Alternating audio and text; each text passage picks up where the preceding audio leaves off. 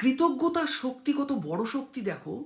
আমি সব সময় কৃতজ্ঞতার কথা বলি, এবং শুধু যে আমি বলি তা না, এই জগতে যত বড় বড় মানুষ আছে তারা সবাই বড় হয়েছে কৃতজ্ঞতার শক্তিতে। বর্তমান যুগে কৃতজ্ঞতার একটা উদাহরণ দেই আমি, সেটা হচ্ছে প্রসেনজিৎ চট্টোপাধ্যায়, তোমরা সকলেই চেনো, বাংলার ফিল্ম স্টার। তো তাকে পদ্মশ্রী উপাধি দেওয়া হলো।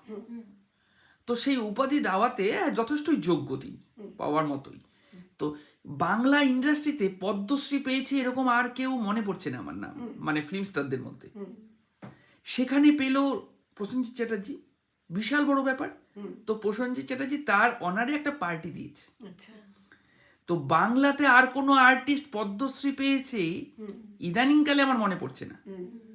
তো সেখানে বাংলার যত আর্টিস্ট আছে সবার মেরুদণ্ড হিসেবে প্রসেনজিৎ চ্যাটার্জি পেল। আচ্ছা, সেই প্রসেনজিৎ চ্যাটার্জি তার অনারে একটা নিজের একটা পার্টি দিয়েছে। তো সেখানে সবাই এসে অভিনন্দন জানাচ্ছে।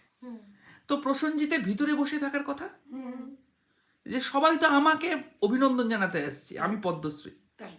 প্রসেনজিৎ গেটের সামনে গিয়ে দাঁড়িয়ে আছে, যারা ঢুকছে বয়স্ক বা বয়স্কা তাদেরকে নিজে হাতে ধরে ভিতরে নিয়ে আসছে। তার মানে কতটা নিরহংকারী হলে, কতটা কৃতজ্ঞ হলে মানুষ এত উপরে উঠতে পারে।